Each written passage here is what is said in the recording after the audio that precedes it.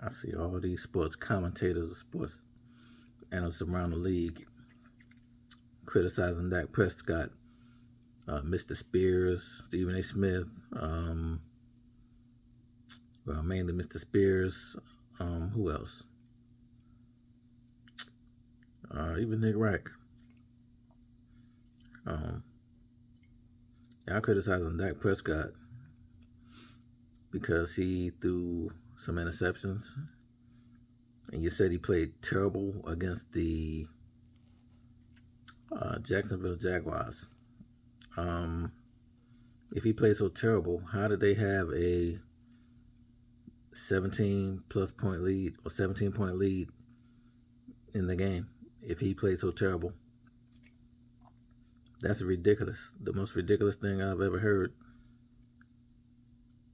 I mean, it's like another example of house nigga putting another black quarterback down to keep their job. That's what I see.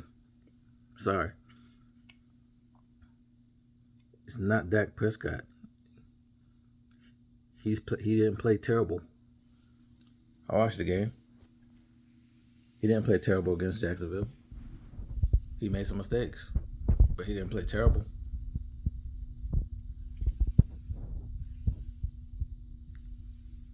If Aaron Rodgers, Patrick Mahomes, Tom Brady could have the same type of numbers, and you would still be acting like they're gods. But with Dak Prescott, it's always, he played terrible. He got to do better. Well, have you ever thought about maybe the offensive line is banged up? Have you thought about the defense might be banged up?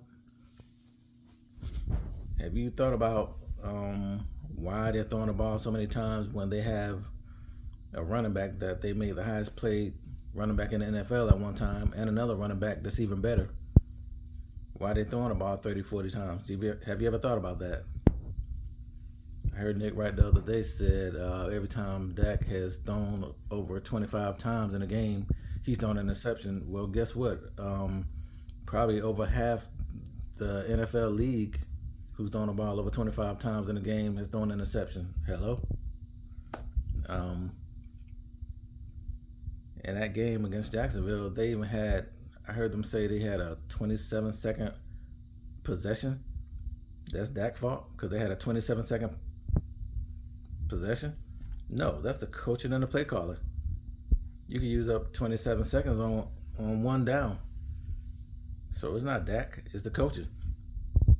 And if he's throwing interceptions, why isn't somebody in his ear saying, hey, yo, man, don't force it. If you're in trouble, just go down. You don't have to force it.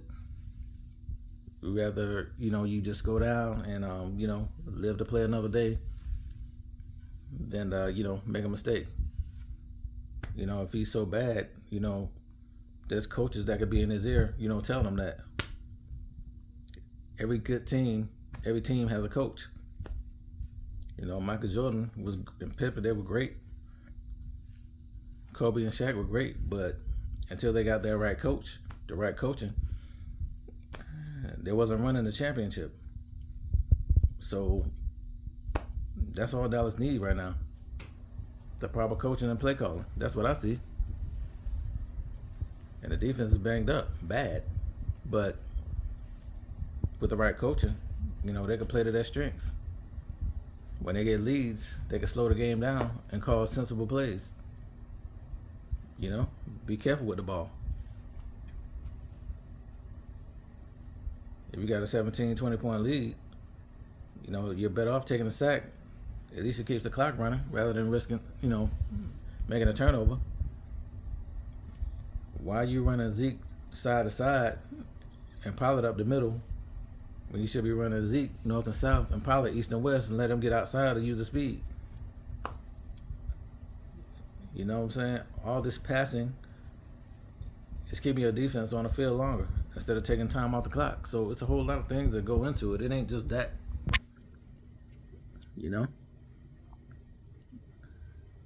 Dak wasn't like a first round pick. He wasn't a top pick. He came from the bottom. You know what I'm saying? So, man, y'all house niggas need to stop. That's all I gotta say, man. Y'all need to get it together and speak the facts. Tell the truth. Tell the real. Dallas Cowboys are the Chicago Bulls and the Los Angeles Lakers before they got Phil Jackson. That's what the Cowboys are. Period.